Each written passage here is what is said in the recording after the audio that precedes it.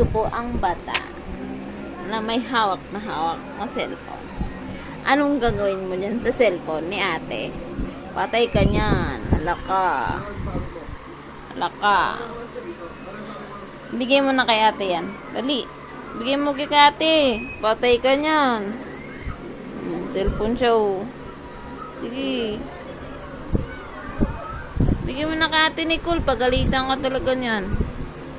Hello. Iruching.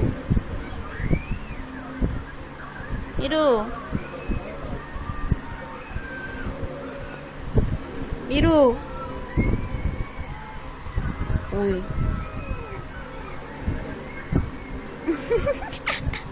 Papakit ka pa. Ay, Diyos.